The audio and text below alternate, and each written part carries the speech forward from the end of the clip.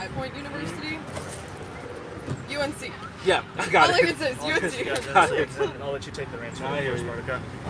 Okay, so in other words, Do you want me to back up? How do you want to go? Rotation. You think I should back up? I don't know, possibly. Wait. Possibly, because you'll be facing away. The camera's there. Yeah. Maybe move Danny closer and come this way. I'll move this way.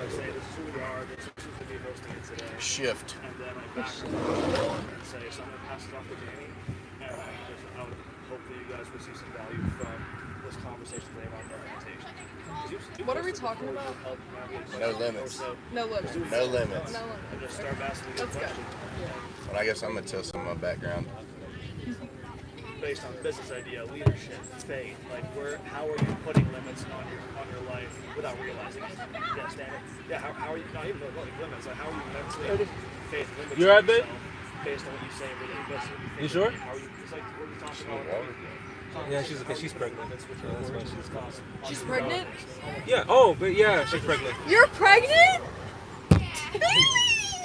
Oh my goodness! So, yeah, essentially the no limits is How far along? First, second. No, she just finished her first semester. Her first trimester. First kid? Yeah, first kid. Congratulations. Thank you, I appreciate it. That's what's up. Yeah. Where do y'all go to church? Oh, so we used to go to the summer church when we came back to North Carolina. Now we're going to the Point Church in Cairns. Yeah. Not like there's anything bad with the I think summer.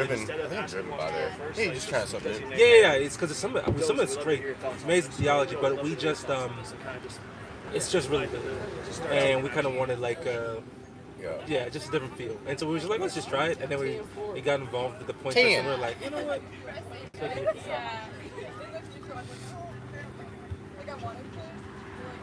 should we clear the table? Huh? Should we? Yeah. Should we what? Is this? Okay, table. Okay. Should we flip the table? I did not know she's pregnant. Yeah, she's Well, pregnant. congratulations. And the mics. Did you want to connect them? Your mics. So I'm gonna. What? I've already got it going. Here we go. I didn't get the pictures. Not just, but like. Yeah. What are these? So those are gonna lay. There's those gonna lay on the table. Okay. I'm gonna put one around my neck in a little bit when it's time for the message. But there's gonna lay there just to pick up everyone's audio. Okay. Are they on? Yeah, they're turned on. Alright, cool. They should be. Do you want to check? Which is it? Just one? Or are you putting That's both of them. Yeah, both blue lights are turned on, so it means that they're both turned on. Alright, good. Oh, then that's the other Yep, one. the other one's right Technology. And what is this? there. That's just my extra battery. Alright, cool. Here, just pass me that stuff there. And pass me the black bag. That'll be good. This one? Yeah, your phone. Appreciate it. No, I didn't. Let's see what the background is. Phone? Yours? That's not Oh, mine. that's fine. Okay. Yeah. You're all like, what? Yeah. the- Well, I hope you get into Carolina. Oh, thank you. Yeah. Fingers crossed. Yeah. Fingers I'll crossed. buzz up you. That's my hometown. I'm Yeah, so check it out. happy. Yeah. I'm so Yeah, I happy. can't wait. Yeah. It's a blessing, man. When's the due date? Ooh, March 24th. How do I share this And her online? birthday is March 19th. Well, what's so going we're on, like, everybody? I know we got a really These unique are setting sure here, knowing that we're the only ones with a microphone and speaker. There's a good reason for that, okay? So, Sure. who are we? First off, my name is Dennis. I'm born and raised in Raleigh.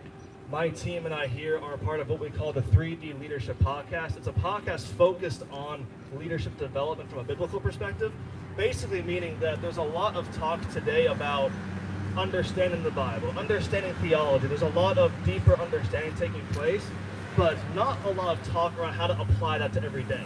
And in the end, the Word tells us that without faith, it is impossible to please God. Without that trembling at His Word, understanding how can we live in a way that daily shows people who we are, versus invite them to our church on a Sunday, how can we be the church on a Monday? So our goal for today here is we're going to be talking about this idea of no limitations and figuring out how can we undo some mental limitations we put on God that maybe He wants to undo in our life, mentally, in our businesses, spiritually. What have we been taught growing up? What is God revealing to us in the season that was a limitation mentally that's maybe been blocking us from stepping into that next season He wants to take us into?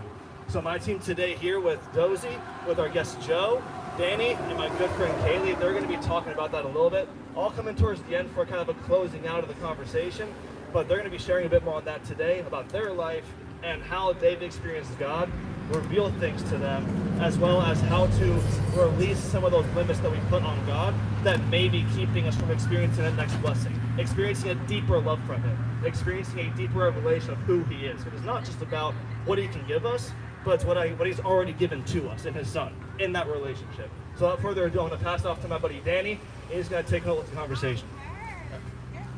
Go, buddy. Thank you, Dennis. Thank you, Dennis. So happy to be out here on a Saturday after the hurricane, right? I was expecting and praying that it did not rain out on us today. So thank you for all your prayers and for those who did pray. And again, my name's Daniel. I'm just really excited. I'm super excited for the topic that we have today. And I don't want to steer off into a huge rabbit hole, but I do want to be led by the Spirit. So the topic is limits, right? And I do want to get some of your insights, Dozy, on just limitations and what you do to set those limitations in your life with God. Okay.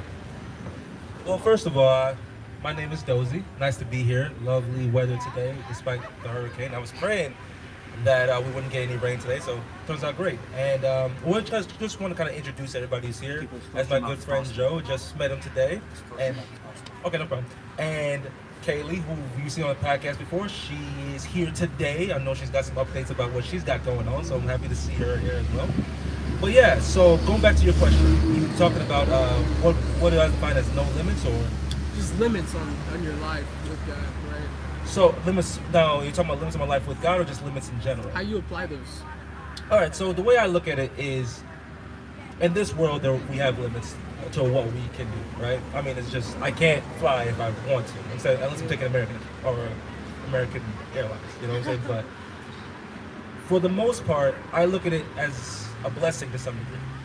The way I see it is, God's given all of us tools in order to be able to do the things that He requires for us in His purpose, right? And I think most of our life is two things: determining what God made us for as far as purposes, and then what relationships to build in regards to that purpose.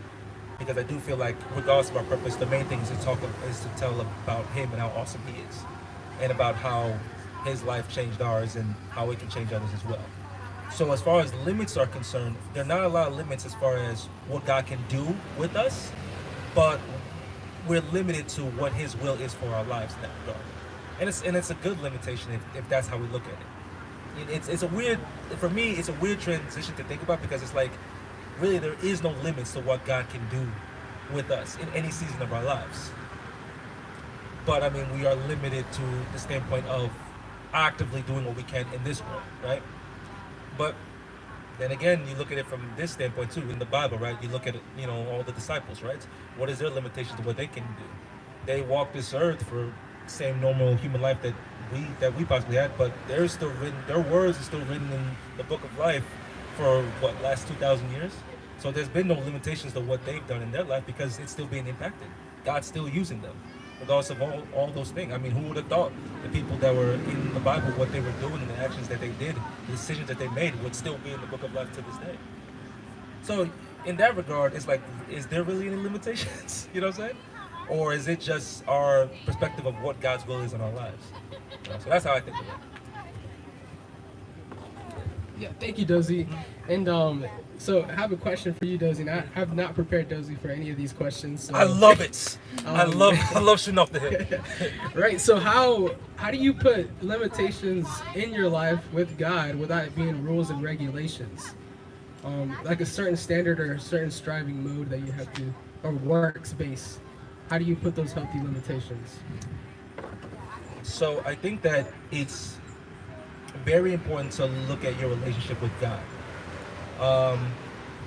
I think it stems from the point of, for me, for example, in order for me to know my relationship with God, I have to read the Bible, I have to spend a lot of time in prayer, I have to really spend time with Him like you would with any relationship, to kind of realize what it is that He wants me to do in life, or like how I want our relationship in life to go. Because, like I've said this before, God's a gentleman. He comes knocking on the door. He's not going to bust the door open into your life. You know what I'm saying? He'll come in as much as you want him to come in, and he'll do what he wants as much as you want to obey him in that regard. And so for me, it's not about putting guardrails in my life per se. It's more so about understanding where my relationship with God is. Like, for example, I'm not good with social media. You know what I'm saying? For me, it's a very big distraction. It doesn't mean that social media is bad for everybody. You know what I'm saying? But for me, I don't feel that I can control myself if I'm on social media. So for me, I made the decision, like, okay, look, my wife has social media. If I need any updates, she'll tell me. But for me, I can say I can't be on it. And that's just me. That's my love for Christ. Because I want to be sanctified. I want to make sure I'm honoring Him and not being distracted by anything that could lead me to distraction. You know what I'm saying? And so for me, that is a quote unquote limitation that I put on myself, but not so much because I feel like, oh, I have to do this because, oh, this is wrong or something like that. It's more so, what is affecting our relationship? And I put it this way: if any of you guys are in a relationship, whether you're married or you know, in the boyfriend girlfriend thing, when you love somebody, right, you're going to do things to try to make them happy, try to make them feel loved and respected, and you don't look at those limitations when you're doing them. Like, say for example, you know, my wife wants to spend 30 minutes to an hour when she comes home to talk to me about her day. You know what I'm saying? Well, there's gonna be days when I'm up for it, there's gonna be days when I'm really tired, but I know that if I show her love in this moment, you know what I'm saying, this is a way for her to feel seen, this is a way to feel loved. So how much more so with God? I don't look at it as a limitation, I look at that as I have the opportunity to do this. I have the opportunity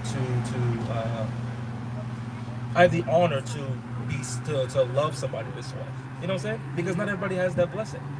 And so I really want to, because I think what happens with people when it comes to God and what becomes a stumbling stone is, and this was me when I first came to Christ, it's this mindset of what I have to give up. You know what I'm saying? Oh, I have to, oh man, you know what I'm saying? Limitations, oh, okay, so I can't do this anymore, I can't drink anymore, I can't smoke weed anymore, I can't do what I want anymore, I can't listen to this type of music, I can't watch this type of show. And it really isn't about that at all. Like, if you feel as though that God isn't worth that, then I'd ask you to reassess who God is, if that makes sense. That would be my like who is this God that you believe that this is better than that? Because if you really feel that way, then your God is very small in comparison to who He is. And that's, you know, for me, that's how I try to model my life as. You know what I'm saying? The God that we serve is somebody who thousands of years ago decided to die for my sins, and then when He was stitching me in my mother's womb, knew who I would be, had all the mindset, all my mistakes, all my sins in His plan, and still was like, nah, but I love Him, I'm gonna walk with Him, don't worry, He's good, I'm going to be with Him regardless. And He cares that much about me that He'll never leave me, no matter how much I believe in my mind I fumble. What is the limit to that? I mean, like I would love to ask you, like, what do you believe is the limit to His grace? What does that even look like? What does that even mean? Because I can tell you, from the more I spend, I'm only 33 years in my life. I gave my life to Christ when I was 24. The more I spend knowing, learning about who God is, the more I'm just like, man, that's bigger than I thought. That's bigger than I thought last year. That's bigger than I thought a day ago. I didn't realize. But I think that's the beauty of building a relationship. You wanna? Yeah, Joe, you being our new guest, first time out, right? He's a phenomenal guy. If you don't know Joe, you definitely want him on your corner. He makes you feel safe everywhere you go. So, Joe, just give us your thoughts on this, and how you apply those limits to your life as well. As far as like what God can do in my life, or me getting in the way. Just go with it. Yeah. Yeah. So I mean, love that. like what Dozy said, you know, God is limitless, and God, there are no limits to what God can and cannot do. I think the limitation comes from us, and I do think that there are boundaries where in our mind we might think that, oh, well, the Lord told me to do this, and it's like, no, He didn't. No, He didn't. God's not calling you to do that, buddy. And, hey, maybe He is, you know, and so there's that discernment piece. I think oftentimes in the body of Christ, me being a relatively new Christian, one of the things I've noticed is I don't think there's a lot of acknowledgement for the different body parts, and I think there's a lot of kneecaps telling fingertips that they need to be better kneecaps, and they fundamentally cannot do that because we do not come off an assembly line, right? Like when God makes us, He makes us by hand with intention, And I think when we're born, God is just kind of looking down at us and being like, wow, I cannot wait to see my creation do exactly what I created it to do. And then the enemy comes in and tries to put all these things on you and all these labels on you to ultimately throw you away or throw you off from the path that God has for you the best he can. And I think one of the things people don't realize is they'll look at the external factors and not necessarily take into account that the enemy, just as God has a custom plan for you and makes you custom, the enemy has a custom derailment plan, right? And so he's going to throw different variables and factors in your life that are very specific to you.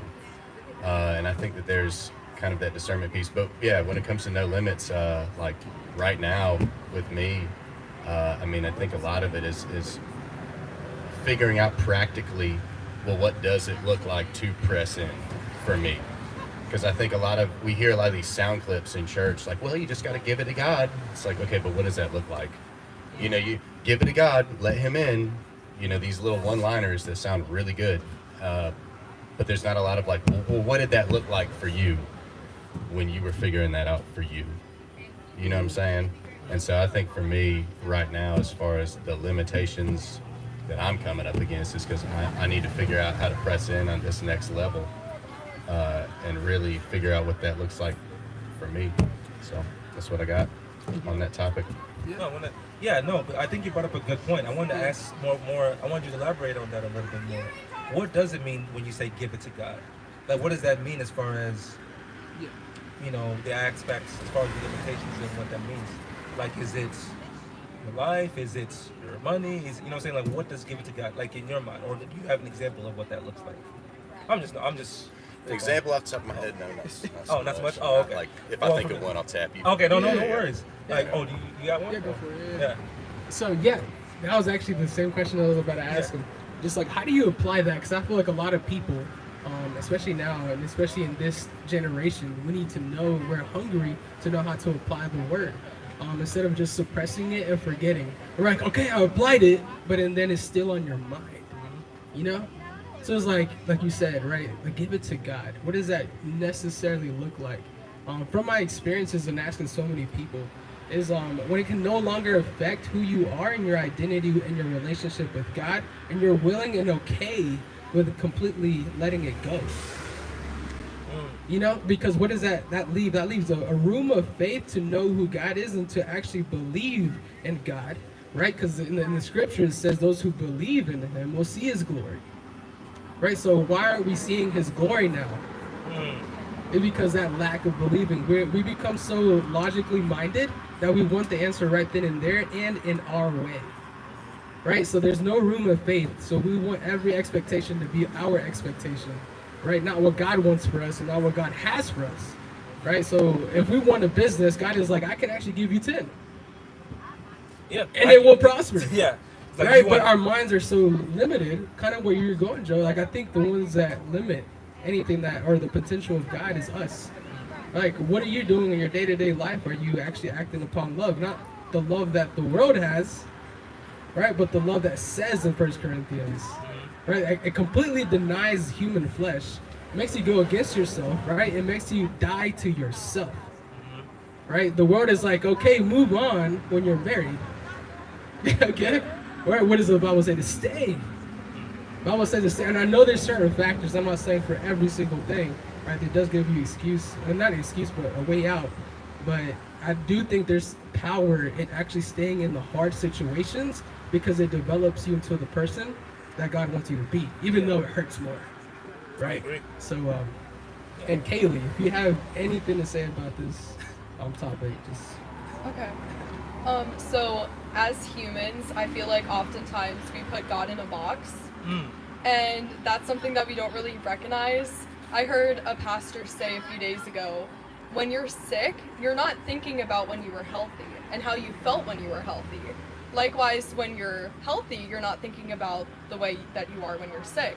So we can't, as humans, fully understand all that God has for us and will do for us, and the sky is our limit. Well, no, it's not, because you know, you can do anything. And I think I'm going to talk a little bit about putting limits on dreams that God gives you. Yeah. So there's a difference between talk a little bit louder? Yeah. Okay. I feel like there's a difference between having a dream and then a God-given dream. Mm-hmm. And for me, when that started, I grew up severely bullied.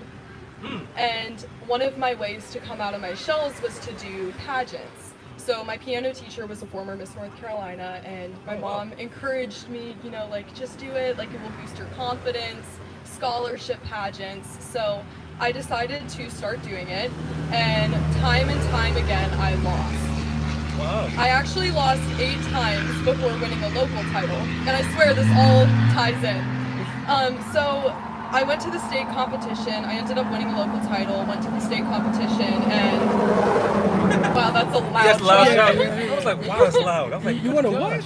Yeah. So I won my first local on my 9th try and went to states and lost again. So I was very down and discouraged, and I was like, God, if you're giving me this dream, why am I not doing well? Why am I not winning? Because I thought this was a God-given dream. I got bullied that year when I went to the state competition, and I was just like, I never want to step foot on stage again. So I ended up feeling like God was leading me to try again, but through a different organization, so I did. And I won my first local title, and then leading up to the state competition, I'm like, shoot, I'm competing against, 50 other people. They're all skilled. There's so many girls that have won national titles, and how am I able to win when I'm facing amazing people? So I ended up doing it, and the verse Esther 4:14 has always been my favorite verse. You were born for such a time as this. So having that and hearing that and knowing that whatever's meant for you is going to be just for you. God has any door God opens, no man can close. With that being said, I ended up winning the title, and I saw backstage a lot of different signs from God that, my interview time was 4:14. I was walking backstage and I looked at my phone and it was 7:44, a few seconds before I got crowned. So God is amazing, and I think we need to not limit to our earthly Standards. mind or standards. Yeah. And just trust in God and His timing, because He can do anything and put Him first. Even going alongside with that, Kaylee, I'm pretty sure you had so many discouraged moments as you were up there, and then even your past of not making it. How are you able to trust Him? How does that look like? How does the application look like while you're in it? So definitely just prioritizing. We always say make God first, but constantly and continuing to prioritize Him as our number one, priority. I wrote the verse Esther 4:14 on the bottom of my shoes, and posting about it on social media or talking about it in my interview, not just praying before an interview, but also bringing God into my question on stage, bringing God into social media, bringing God into every area and aspect of your life, and just leaning on Him and His word and His promises, because no matter what storm comes your way, God will, bring a rainbow. So I hope I answered the question, because I'm a yapper, so that's my issue with podcasts. I like to yap, so I feel like I've been talking for 20 minutes. No, keep going, yeah. You want to keep going, that's fine. I'm trying to think about what else to say. Okay. No, yeah, so you're saying just prioritize God, so keep Him always on the front end of your mind, right? Yeah. Right, so that will keep you into the promises and His will, right? So the things that He's told you personally is always going to keep you in the good. Oh no, I had a point as well. I had a question. Oh, okay. Yeah. No, sorry. No, I didn't. No, because I want to respond to something she said. It was about what you talk about with patience with the Lord. Because I think that sometimes what you referring to is the mindset of what waiting for God looks like on His timing. And the Bible gives a lot of good examples about this. When you think about, because you brought up dreams, right? And I like to think of the big dreamer in the Bible when you talk about Joseph, right? And a lot of times I think about him because patience is crazy. I still, to bring back, when I was a kid, I remember I watched a Disney movie about that, right? And he talks about when he was traded off as a slave to his by his brothers to serve one of Pharaoh's guards, right? And then he gets betrayed by the guard's wife, and then he gets sent to jail, right? I think about that because I think to myself, like, how much trust you must have in God at that time, right? You had this dream, or multiple dreams, that showed you who you believed God was going to make you, right? Now all of a sudden you get betrayed by your brothers, you get put in this position, you're thinking you're all good, and then you get betrayed again. And now you're in prison, and there's no, this is what's crazy about it, there's no plan as far as when you're gonna get out. It ain't like, I got in prison, but God told me I'm gonna be here 5 years, I'm straight. You know what I'm saying? There's no you don't know. You have no idea. You just burdened by these dreams and these expectations. You have no idea. You're like, look, I was playing this dream. I guess I have to trust God because at this point, but I don't know what he's doing, and this is kind of upsetting me. You know what I'm saying? But then when it comes down to it, and you see what God's timing is, and how your dream. What's beautiful about it is your dream may not have anything to do with specifically you. You may be a part of it, but you have to. I think sometimes we focus and we think that we are so important, and we are very important to God, but we're no more important than anybody else to God in that regard. We're all his children. And so sometimes we got to look at it from a standpoint of your actions or what God's planning for you may be for you, but has maybe more to do with somebody else who's looking at you or seeing you, or what you could say to this person. Or in Joseph's impact, he had to help save a bunch of, basically his entire lineage in that regard. And then they came there, and then generations later, Moses, you know what I'm saying? So did he know that was what it was going to be? What was his plan? Did he know that we would be talking about his life at this time? Who knows how many thousands of years later? He had no idea what his impact was. He was just thinking, I got thrown in prison because I said something to my brothers, and then all of a sudden now they're pissed off at me. This is pissing me off. It just reminds me, because it reminds me, one, like you said before, when it comes to limitations, how much God can really do for you in your life. But then two, remember that your life is not just for you. Your life, the accomplishments, the successes, the things that God has you waiting for or planning accurately in life may not be just for you. More than likely, it isn't just for you. And I think that's what's the beauty of it, because we remember, one, how important we are in God's plan, but also how important other people are in God's plan as well. It makes you really have to consider all of that when you're in the process of doing the things that you're doing. And what it really should do is bring you confidence. That's really what it should do. It should bring you confidence to be able to step out and learn regardless of any type of struggle, because you know what God's plan is. You know what I'm saying? And regardless of how it looks or what kind of trepidation you go through, we should know that God has us, and that's part of his plan. Why the disciples were celebrating whenever they're like, yo, we got beat because of the Lord? Oh, yes! Yo, let's keep going. Yeah. I just think that's, that's kind of my mindset when you said about patience, because I can imagine, I can't imagine because I wasn't in your perspective, but it probably was very difficult as far as the bullying and getting to where you're at now, and I know that you still have a longer story ahead of you, and so I pray that that you really appreciate probably what you're going through, but also knowing that, man, because of that, your faith in God can be much stronger. You know what I'm saying? So that's kind of what. So, I was thinking of asking two different questions, right? They kind of go in different routes, but let's go with this. So, do you believe with the dreams, right? The dreams that God has given you, if you're not obedient to those dreams in the time frame, do you think that God would take those away from you or delay them? Oh, I can answer this. All right, so.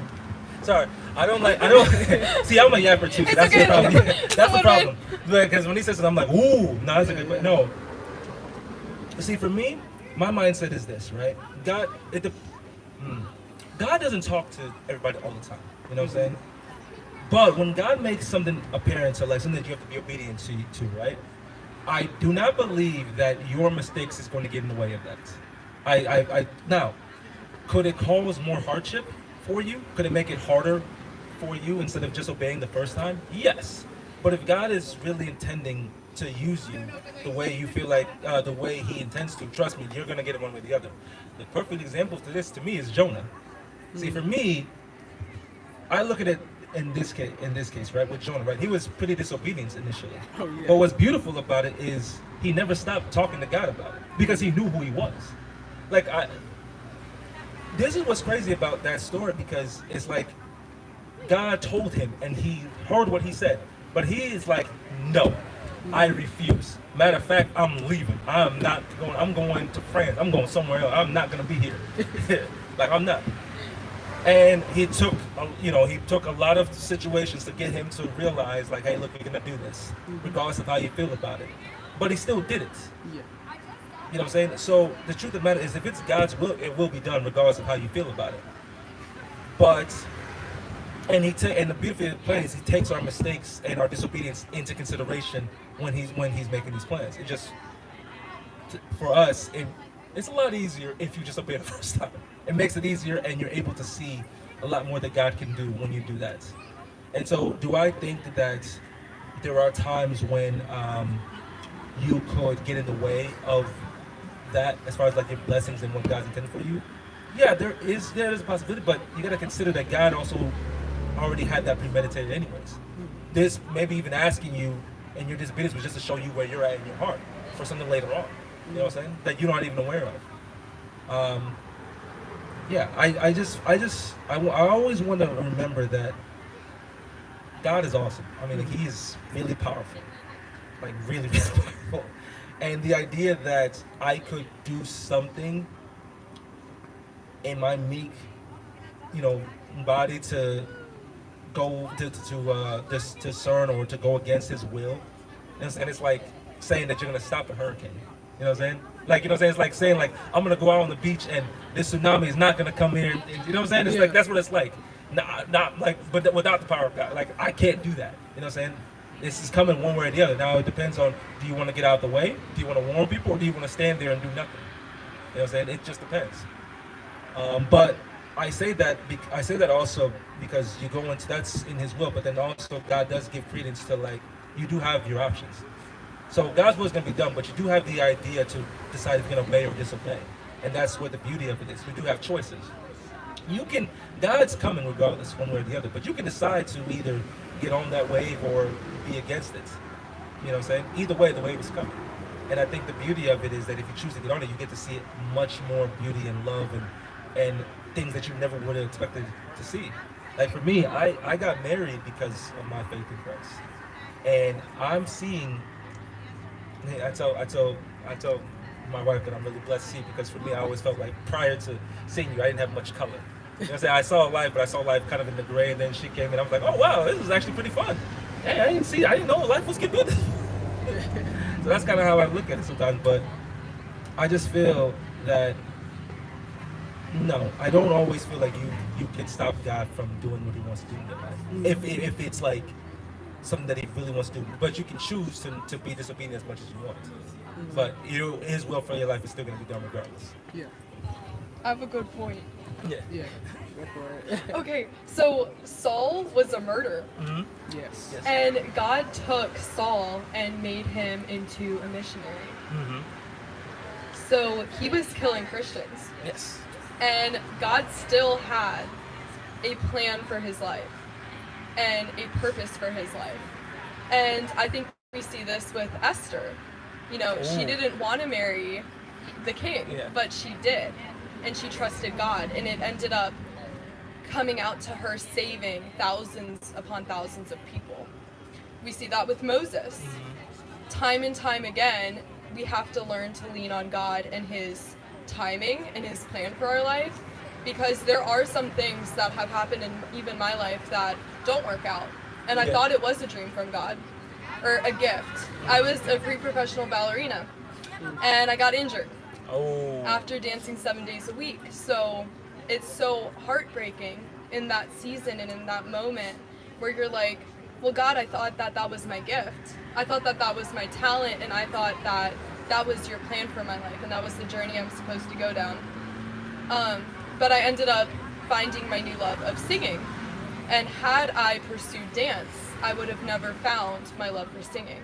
So in the same way, we just have to trust in God and His timing, because God can make even a murder of Christians a missionary. Yeah. Wow. Yeah. No, that's beautiful, and it just reminds me, like, it's on your heart motive too, right? Bringing it back to Jonah, his heart motive of why he was disobedient, because he actually knew what God could do. Exactly. He believed in God, right? And he was like, no, I don't want you to bless them, you know?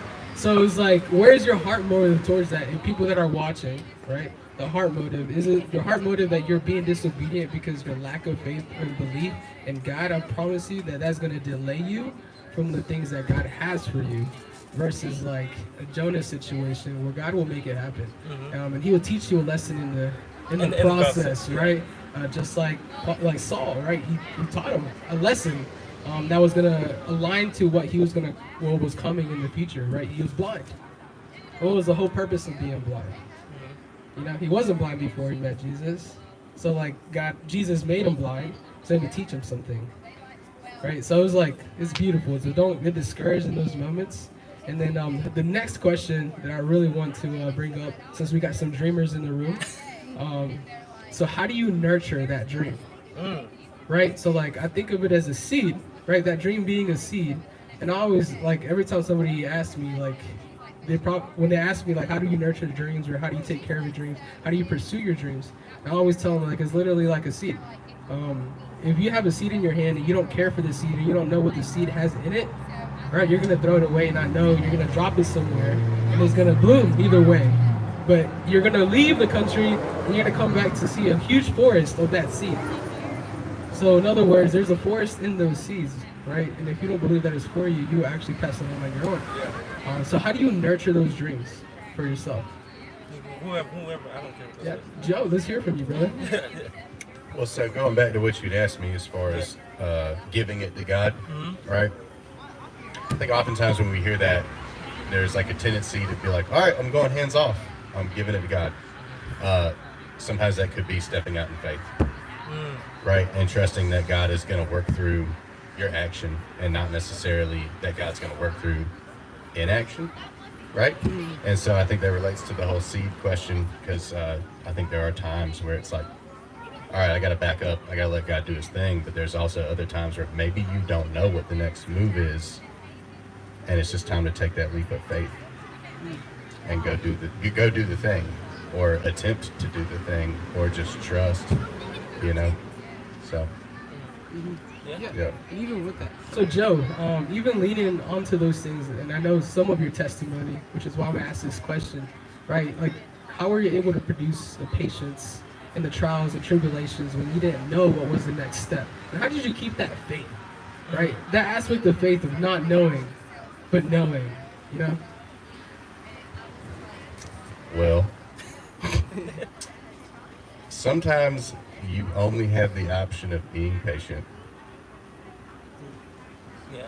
That's good. Yeah. Right. No, that's good. Yeah. Right? That's true. Like No, sometimes, let's just say you are absolutely boxed in, and you can just sit there and like spin your wheels and try to do all this stuff in your own strength, and you're just going to end up being exhausted, and then God's going to come through with it later down the line anyways. And then you're like, what was the point? Right, and you're just like, wow, I really could have just chilled out. Yeah.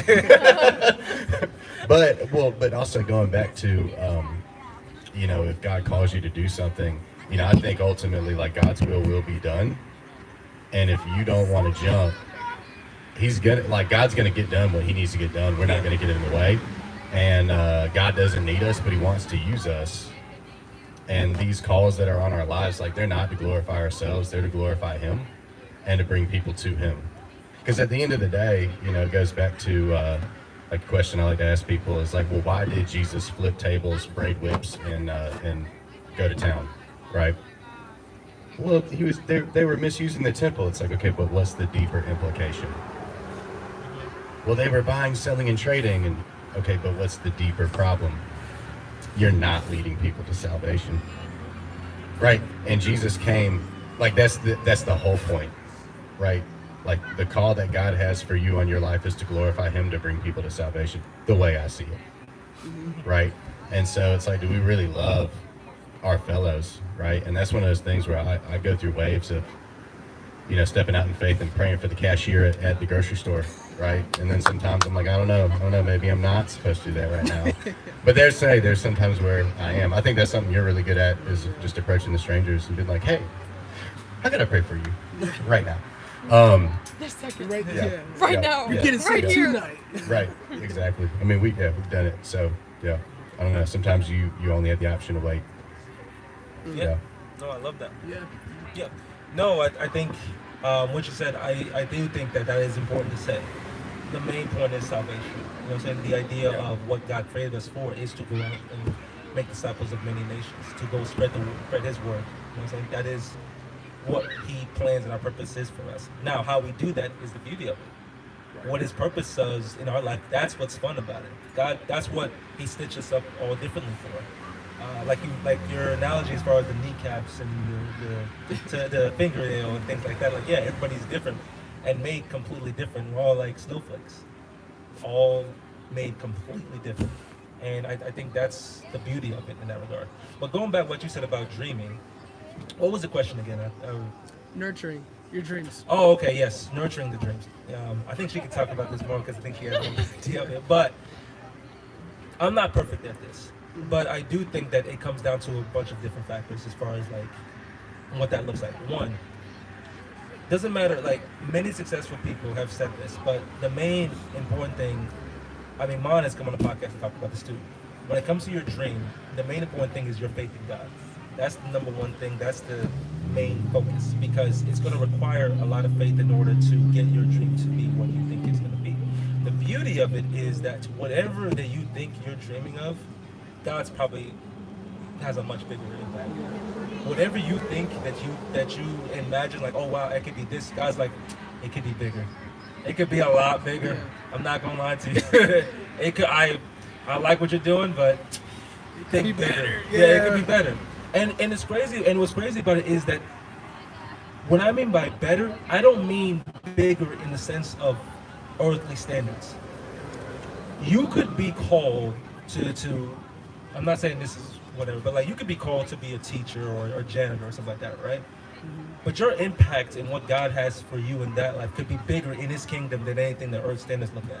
Because you don't know if by you being in that position, you could be mentoring the next person who's going to do amazing things. You know what I'm saying? You and your role and what that looks like is no bigger than the person who says anything on like thousands or to millions of people. It doesn't matter. You know what I'm saying? So for me, or like if you're a stay-at-home father, and you're ministering to your kids, or you're a stay-at-home mom, you're ministering to your kids, you have just as big of an impact as the pastor who does a sermon every Sunday to tens of millions of people, as far as the kingdom is concerned, because you're building someone up personally for the next generation. You have no idea what that guy's going to do, what that girl's going to do.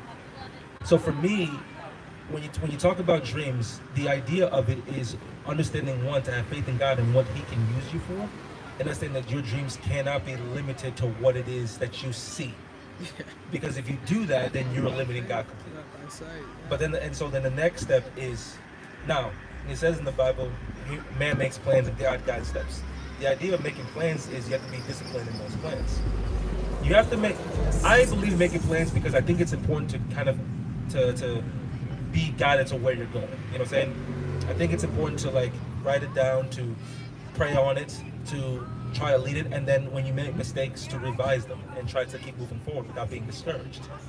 I think the discipline part comes in is taking a step every single day. I think that's the important thing about it, because when you do that and you see where you come from, right, it gives you encouragement when things go wrong to continue to keep moving. If you just do it every now and then, you're not going to get anywhere. You're going to keep going back to where you were before and get back to the starting point.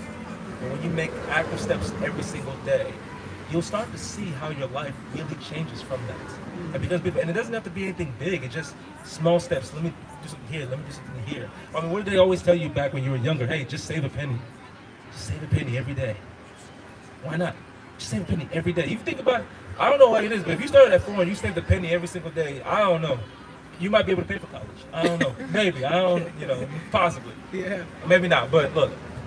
Maybe not anymore, but back in the day, possibly. Yeah. My point is, discipline is very important as far as the Christian life is concerned, because God does call us to be what's it called? To have self-control, and being disciplined is a part of that. The last thing I would say too is, for anybody who's making dreams and plans, don't be isolated. Yeah. I think that's something that I feel as though this is just my personal opinion, but I feel as though it's more in America than it is in other countries as far as this is concerned.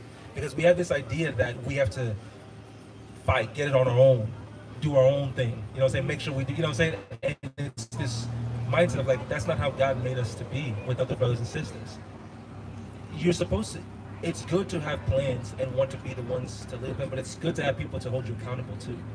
Because it just, not only does it make it more fun, but it makes it more feasible. You have people breathing life into you, could encourage you to help you when you stumble or make mistakes in these things. Yeah. You know what I'm saying? And I think those are the factors that I feel like can really make your dreams become more of a reality in God's mindset, in God's will. You know what I'm saying? Because God will honor that. Yeah. Regardless of what is, God will honor that if it's according to His will. So those are things that I feel as though would really help to furnish those dreams. I think what the setbacks are is when people don't put God first in those things and try to do everything on their own. Yeah. I think that's when it becomes an issue. Yeah. Now, I say all that to say, a lot of times this takes a lot of patience. A lot of times you don't always have the people around you to help you accomplish those dreams at the present time. A lot of times you don't always have the discipline that you need to accomplish the things that you need to do, or the circumstances may not be the best time. You know what I'm saying? Those are all things that you have to give to God and make Him show you what that looks like. You know what I'm saying? That's why faith is so important.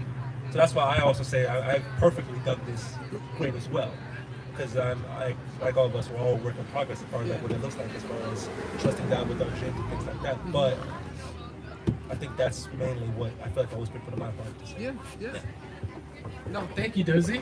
Dude, that's a whole book. You know what I mean? It's a whole book.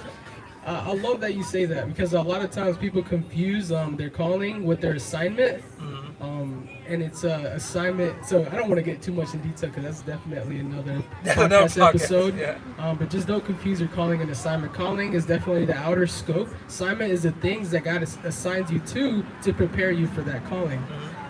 And last thing, Kayla, is there anything that you want to add to that, just as far as nurturing?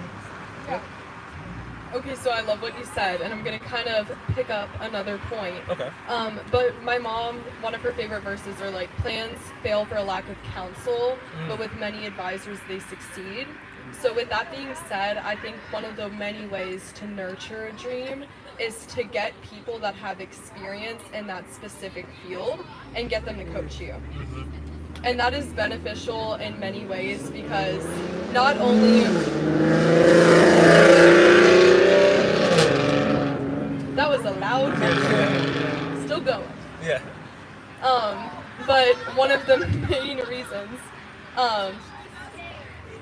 because they have experience and they have the knowledge. Whether they're older, younger than you, they have walked and seen and experienced things that you don't know. And they can help you avoid certain obstacles that you might face. So I would say, in closing, that plans fail for a lack of counsel, but with many advisors they succeed. Yes. I know specifically, I'm trying to grow my social media, which sounds like so superficial, and it's so opposite from what you said, but I am a victim of scrolling on Instagram for hours and hours and hours, and I'm trying to overcome it, but yeah, it's definitely an issue. But I have met with a few influencers talking about different strategies, different ways, and analytics, and different things that you wouldn't know. So without them helping me, I wouldn't have gotten so many views on a certain reel. That applies to anyone and everything in your life, that plans fail for lack of counsel, but with many advisors they succeed. Thank you. Awesome. So with that being said, I think we're running out of time for sure. Are we good, Dennis? Yeah, okay. Awesome. So Dennis says wrap it up. Wrap it. Do you want to come and say a word, Dennis, before we wrap it up? Just something to end close, something to keep people motivated and in hope. The motivator. Yeah.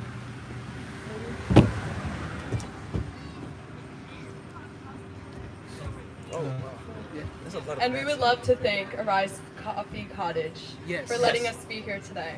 Yes. So, if you are in the Wendell area, come get coffee at Arise. Please do. Wait. Or orange was great. I love that. That was my favorite drink. I ain't gonna lie to you. I'm about to get one before I leave too. I love that. All right. So Dennis, take it away, and then we just close in a prayer. So the surprise that this podcast probably was to a lot of y'all, and I'll keep this brief without blowing my ear out too. So the reason we started this was because there's a lot of leadership portrayed in the Bible, but there's not a lot taught about it and how to apply the word. You heard a little segment from our podcast today on no limitations, but during the time where they were preparing for this, God actually gave me a message for the team. And the reason why I want to share it here is more so to get the idea of it's also for anyone who wants to receive it, but it's mainly for the team to learn how to understand a new perspective of no limitations. So in order to not get too personal with anyone here, you guys can still enjoy yourselves, but also if you catch something here and there, just lean over an ear. So the story of Noah has been on my mind a lot lately. Noah building the ark, the whole story of him building the ark, the world being flooded, everything being wiped out, and basically anyone who was on the ark with him, the animals, the people, they were saved, and he was able to essentially reestablish mankind. It's been on my mind a lot because, in my understanding, it was about 120 years from the time that Noah was first given the word to the time where the flood actually came. 120 years. Now, granted, this guy got the word and he was like in his mid 500 years old. So we already know we're not living that long anymore. But what we do know is that 120 years is a very long time to wait. And here's me complaining about things when it hadn't happened a week later. So it kind of gave me a little mental check. But if you're a business owner, if you're in ministry at a church anywhere or run a nonprofit, if you are a W-2 employee who is trying to work their way up the corporate ladder and find that dream position for you, over this year, back in February, on the 16th, was the first day I went on unemployment when I got let go from my job. That was 1 month, exactly 1 month to the day before my wife gave birth to our second child, our daughter. Her name is Magnolia Joy, goes by MJ. So, why do I mention that to you? I mention it because when it first happened, I had peace in my mind, but I also had angst in my heart, right? And the difficult thing I had to realize was I have no control over this. And that was the hardest thing for me to understand. That I get no control over the fact that someone just told me I was no longer worth their time, therefore I was no longer worth the money. It was the first moment in my life where I could say I genuinely felt worthless because as a man, I'm called to be a provider. Obviously, God's Jehovah Jireh, but I'm called to be a provider too as the man. And yet, the one area where I can provide got taken from me. Now here's the funny part. The miracle that came in that was this was when God started teaching me about no limitations. Because I started worrying about the bills. I started worrying about how we're going to pay for the hospital. I started worrying about how are we going to take care of things like with unemployment. We can't afford anything anymore. How are we going to take care of this? And that's when God kept impressing on me, trust me. And I kept asking him, how? What am I supposed to do? I have no way to make money. And he kept telling me, just don't limit me. Enjoy where you are. You heard today about not being so sucked up in the future or the past, being set in the present. Don't be so focused on what you don't have, be focused on what I gave you. My job didn't give me paternity leave. So now I was like, okay, I'm unemployed, I got no money coming in, and no prospects for a new job. So where am I at here? The reason I compare it to Noah is because he was given 120 days till the time when the flood actually, 120 years till the flood actually came. And God started impressing on me, if I made him wait 120 years for my word to come to fruition, don't you think I'll take care of you too? And it really got me thinking, because I had to learn to trust God in a way where I had not had to before. I've never been let go. I've been promoted, I've been recruited out. Never been told I was not worthy anymore. Well, time comes to pass, we have our daughter, time goes on. 3 months later, exactly 100 days later, I'm my first day on my new job. Now here's the catch. What God revealed to me there was that there was a deeper meaning behind just trusting him. Because for those of you who don't know, we didn't know that hospitals offered financial aid. You can do payment plans and you can pay in full. Apparently they also operate like a bank to a degree. So here's what I didn't know. I didn't know that there was a cap of needing to make I think it was $60,000 or $65,000 as a household to receive financial aid. Here's how God works. I'm going somewhere with this. I didn't have a job. Okay, first income out. My wife didn't get paternity leave. She was on short term, so legally had no job. So now on paper, going into the hospital, coming out of it, we have no income in the home, period. We have my severance that I got. We had no savings beforehand. So no savings, no money, no nothing. And we're sitting there, God, you're so good. I'm hoping to see it sometime soon. The bank account's going low. But I never felt like God was opening a door. Until my wife came to me one day. Said, hey honey, I just got an email from the hospital about financial aid. Like, what are you talking about? Like, what do we owe? I said, well, it's not that. It's we can actually apply to help them compensate for the birth. It's like, huh. So it's gonna be like $200, $300. Like, they're gonna milk us for our money either way. That was our perspective. Not saying that's true. That's our perspective. So long story short, I get my job, and she goes off short term. At this point, I've had 3 months with my newborn baby, when I previously had no paternity leave to begin with. So I had no time set aside from the PTO I had. And now I've had 3 months with my new daughter to hang out, be on the couch, snuggle, get all the potato snuggles, everything, make her laugh, all that good stuff.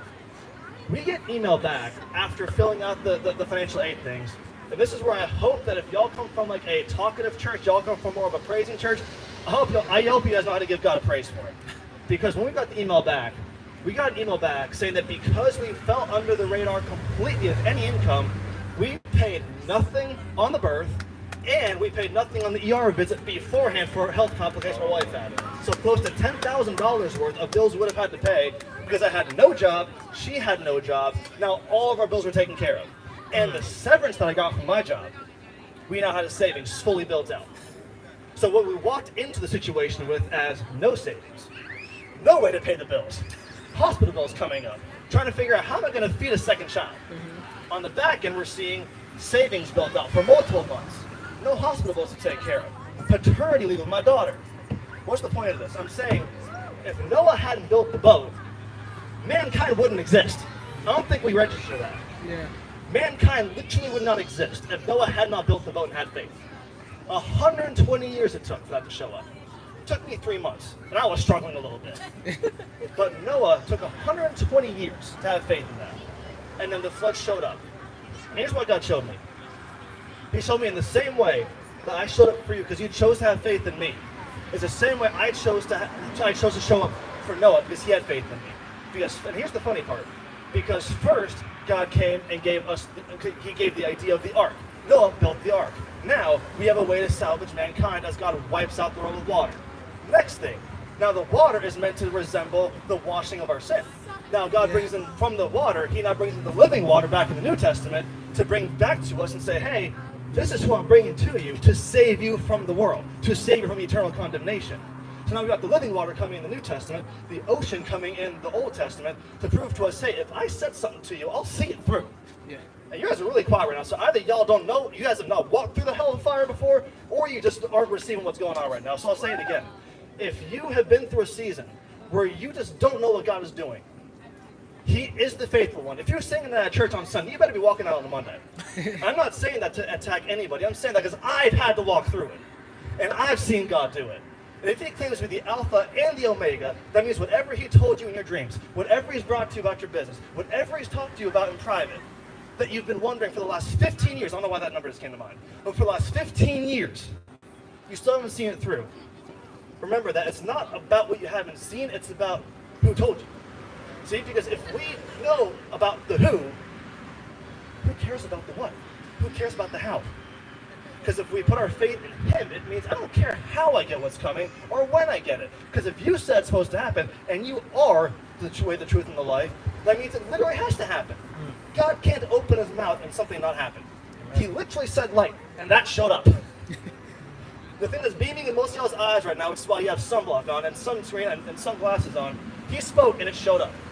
So that tells me, if you guys are walking through something in life right now, where you're maybe not sure if God's going to show up, if you're not sure if it's going to come at the time when you want to, we say that this idea of God's perfect timing. But it's not saying that he comes at the perfect time. It's saying his timing is perfect. Which means that if we're expecting it already, okay, we're a little early. God's still doing something else. Because when it shows up, it's perfect timing because God's perfect. Amen. And then we get to start catching on to see, oh, this is how he wants to move. This is what he's doing. This podcast didn't exist 18 months ago. It didn't even exist 17 months ago. And now we get to stand here for the 4th time today at one of these festivals, sharing the message of leadership, sharing the message of faith with you, because we simply said, God, I don't know what you're doing. We're going to give it a shot. Yeah. If you say it's supposed to happen, either it doesn't and you look bad, or it does happen and we both look awesome because you're awesome. Because I listen to you and I get to walk in that blessing. But if it comes down to the point of we're choosing to walk away, if Noah walked away from the ark, just imagine no life would exist. Because there wouldn't be a way to save humankind. Amen. So my message to y'all is this as I close out. Whatever is on your mind, whatever God's put in your heart. I know this isn't a 4-wall church right now. But I do know that God's never called the church to be built. He called us to be and build the church. So if you have something on your mind that you need prayer about, if you have something on your mind that's been weighing on you, you just haven't seen come forward, our team is here, and we're happy to intercede alongside you.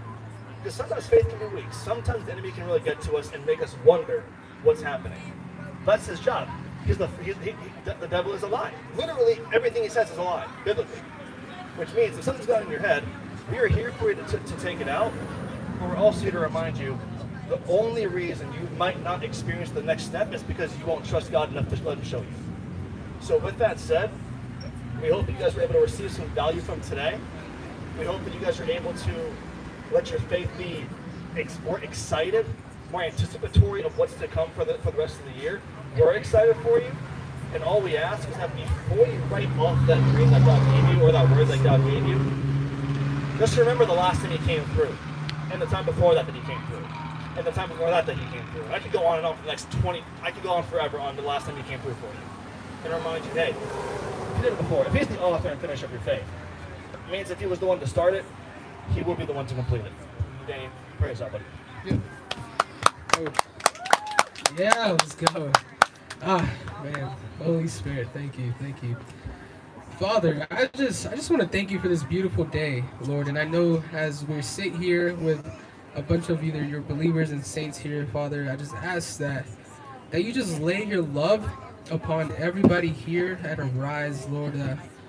As we continue just to walk out our journeys, Lord, that we continue to walk in faith and in love in you and the fellow saints out there and the fellow believers out there and our brothers and the one that you hate, Lord. I'm not you, Lord, but as we hate those other people, Lord, I just ask that you give us that love and you transition that to help us just pray over them when they're in need. Because I know when 1 or 2 or 3 are gathered in your name, Lord, that you are there in the midst, Lord, and it's you who transitions and transforms our hearts and our minds and renews our minds. Lord, that's what makes it possible. It's not through our strength or our striving. It's through you, Father. So let's help us tap into your joy, help us tap into your love, help us tap into your presence, because with that, Lord, we're going to move mountains and we're going to see revivals, Lord, in your name. So I just thank you and I just ask that, Holy Spirit, that you bring those to us, to your saints who need those prayers, who need that type of understanding of love and who just wants to know my love, my first love, Jesus Christ. So I thank you and I just ask that you place a hedge of protection above Arise and above everybody out there who has those kingdom businesses, kingdom marriages, and has those dreams in their hearts that they possibly haven't pursued yet, Lord. I just want to place that hedge of protection around them from the fiery darts of the enemy, Lord, that they're not in his hands, Lord, that they're in your hands, that they are sons and daughters of the Most High God. So I just thank you for that, and I thank you for you, Lord, for another day, for giving us breath, Lord, that your very name is our breath in life. So I thank you and I pray this in your mightiest name, Jesus Christ. Amen. Amen. Love you guys.